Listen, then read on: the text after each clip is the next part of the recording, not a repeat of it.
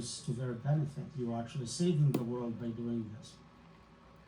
If the concept of propaganda, which both propaganda with this one, AI just created viruses not found in nature, scientists trained artificial intelligence on I thought we did it in 2019. Didn't we have a COVID thing already? This is another stupid thing to do. That's interesting.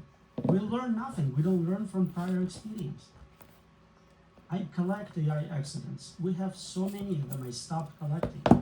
Every day, AI fails at something in a novel way. It lies, it cheats, it tries to escape, it hacks something. But we learn nothing. We staple that red teaming report to the model, and we release the model anyways. We're literally releasing unsafe, according to the manufacturer, products onto the public.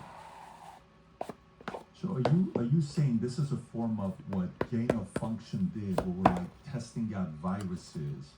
You know, what Fauci got accused of by Rand Paul in Wuhan lab. He says, no, we never did this, and it's coming out that they did do gain of function. What is the comparable of that to this? Because if it starts testing out viruses itself, what's the capabilities of this versus gain of function? The gain of function here is intelligence. It's gaining more intelligence every year.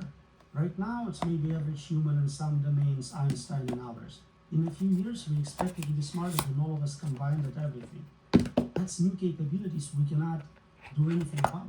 Whatever it decides to do at that point, we are just subject to it. We're not in control.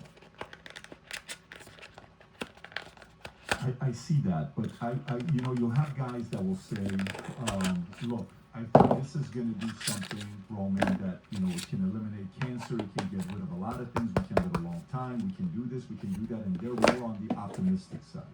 We can cure cancer with narrow tools. We solve protein folding problem without having super intelligence.